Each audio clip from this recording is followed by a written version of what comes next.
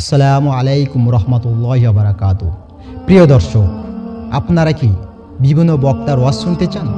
যদি শুনতে চান তাহলে আমার এই চ্যানেলটি সাবস্ক্রাইব করে রাখতে পারেন, কেননা প্রতিনিয়ত এই চ্যানেলে বিভিন্ন বক্তার নতুন নতুন ওয়াজ ছাড়া হয়। যাই হোক, আর বেশি কথা বলবো না, সরাসরি আমরা সেই ওয়াজটি শুনি। প্রতিটা রুহু, প্রতিটা মানুষ মালাকুল মাউতকে দেখতে পায়। আপনিও দেখবেন, আমিও দেখব।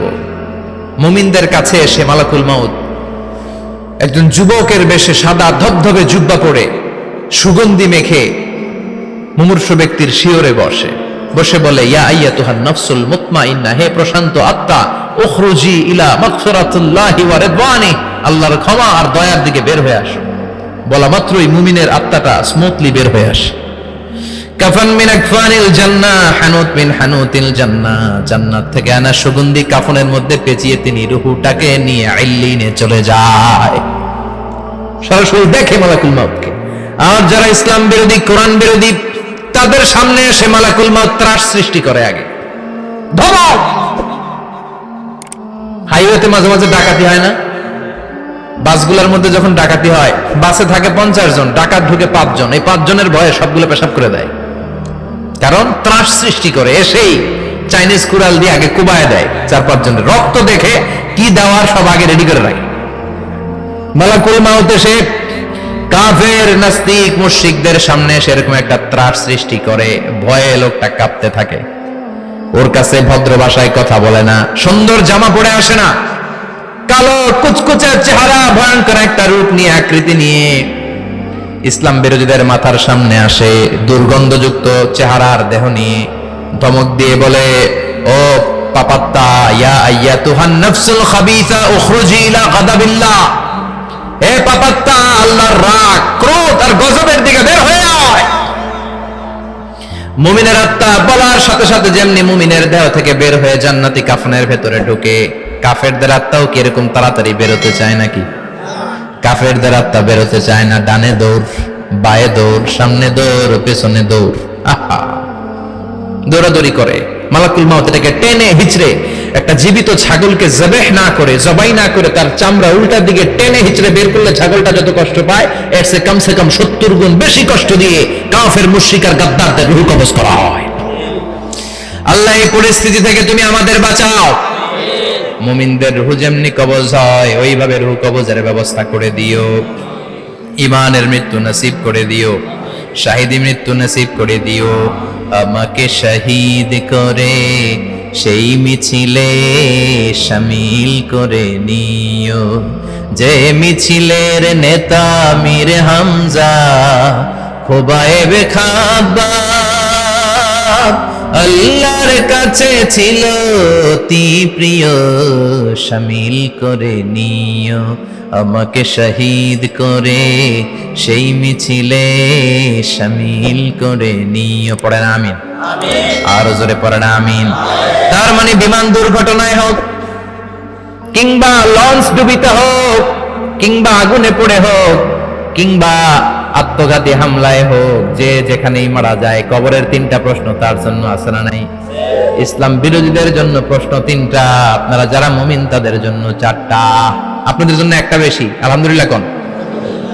কবরে এসে প্রথম প্রশ্ন করবে, মুনকার নাকির যখন চলে আসবে, 40 কদম যখন আত্মীয় স্বজনরা লাশটাকে কবরের মধ্যে দিয়ে 40 কদম চলে যায়, তখনই ফেরেশতা চলে আসে। আহা, শেষ, সব শেষ। এসে পরীক্ষা শুরু। মার রব্বুক, তোর রবের নাম কি? চিল্লায় বলেন, আমাদের রবের নাম কি? আমরা বলবো রব্বি আল্লাহ, আল্লাহ আমারে রব। দমে দমে তনু মনে তারি অনুভব। পড়েন, আল্লাহ আমারে রব। তোমার দুনিয়াতে আমি যেদিকে তাকাই, অথই নিয়ামতে ডুবে আছি সবাই। পাখপাখালির গানে শুনি তসবিহ কলো রব, তসবিহ কলো রব, আল্লাহ আমারে রব। প্রথম প্রশ্ন, তোমার রব কে? আমরা বলবো আমাদের রব আল্লাহ। দ্বিতীয় প্রশ্ন, ওমা দীনু, তোমার ধর্মের নাম কি? আমরা কি বলবো? তৃতীয় প্রশ্ন, বিশ্বনবীর চেহারা দেখিয়ে বলা হবে, আতারিফু হাযার রাজুল, এই লোকটারে চিনো নাকি? আমরা বলবো চিনি আমাদের প্রাণের নবী, ঠিক কিনা?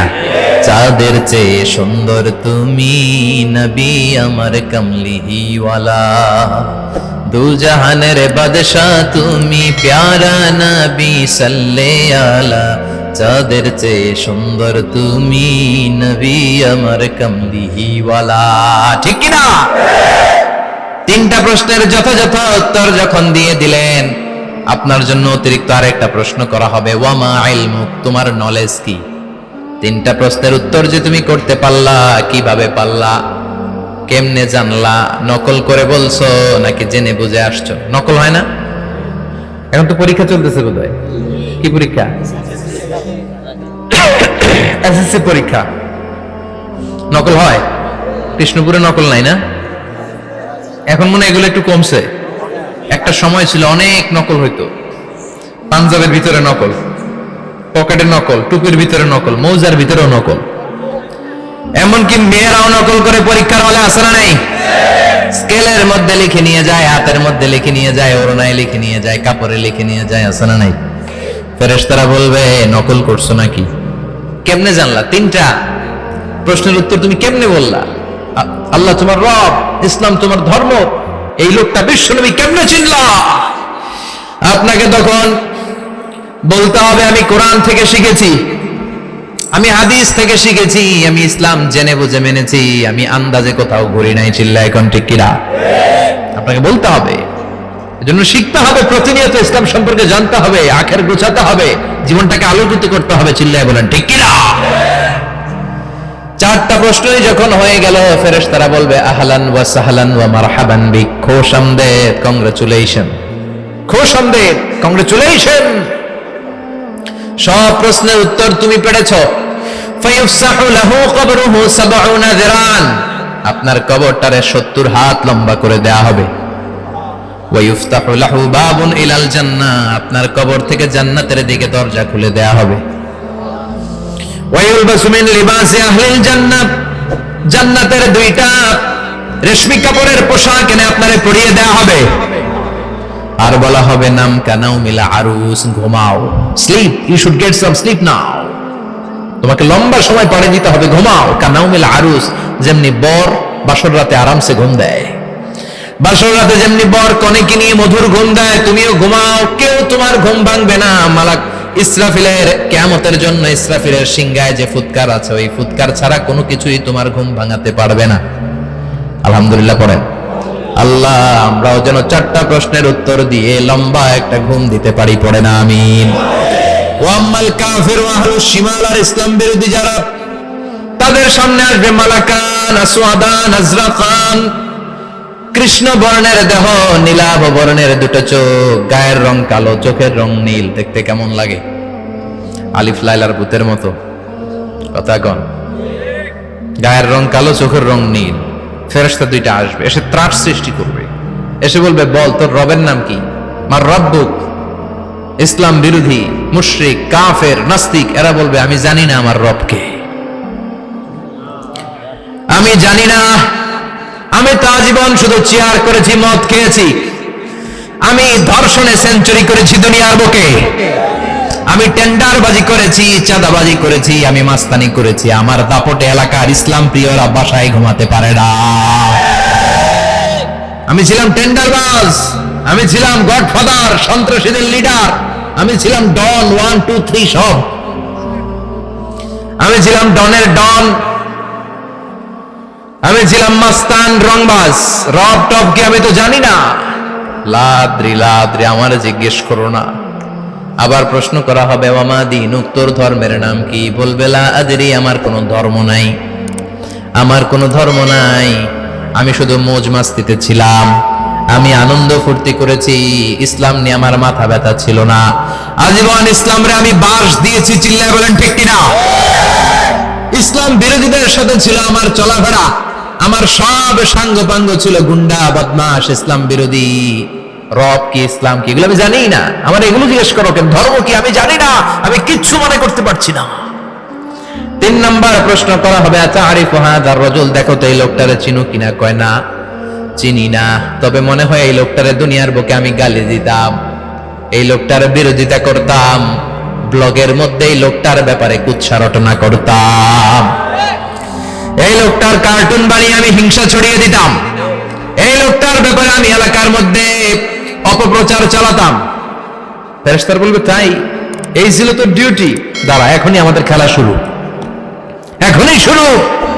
ফায়ুতরাকু বিমাতারিক মিন হাদিদ, লোহার একটা হাতুড়ি দিয়ে মাথা থেকে পা পর্যন্ত পিটানো হবে, পিটিয়ে ওর গোশতের হাড্ডিগুলোকে থেতলে ফেলা হবে। ওয়ায়ুকালু লিল আরদি ইলতাইমি, কবরের দুই পাশের মাটিরে বলা হবে এবার দুই দিক থেকে তোরা চাপ দে, চাপ দেয়া হবে, ধাক্কা ধাক্কি করেও সে সুবিধা করতে পারবে না। মাটি আস্তে আস্তে আস্তে আস্তে দেহের দুই দিকে লেগে এমন জোরে দুইটা চাপ দিবে, ফাতাখতালিফা আদলাউহু, তার ডান পাশের পাজরের হাড্ডি বাম দিকে ঢুকে যাবে, বাম দিকের হাড্ডি ডানে চলে যাবে। বিশ্বনবী বললেন এই হাতুড়ি দিয়ে পিটানোর শাস্তি, কবরের চাপ দেওয়ার শাস্তি চলতেই থাকবে হাত্তাল কিয়ামা, কিয়ামত পর্যন্ত। আল্লাহ কবরের শাস্তি থেকে আমাদের বাঁচাও। আমরা এই আযাব পেতে চাই না, আমরা যেন ঠিকভাবে কবরের 4টা প্রশ্নের উত্তর করে দিয়ে লম্বা ঘুম দিতে পারি। আল্লাহ তুমি তৌফিক দাও। প্রিয় দর্শক, ভিডিওটা কেমন লাগলো অবশ্যই কমেন্টে জানাবেন। যদি ভিডিওটা আপনার একটু ভালো লাগে তাহলে এই ভিডিওতে একটা লাইক দিন। আর আপনি কী ধরনের ভিডিও চাইছেন অবশ্যই আমাদের কমেন্টে জানাবেন। দেখা হবে পরের ভিডিওতে। খোদা হাফেজ।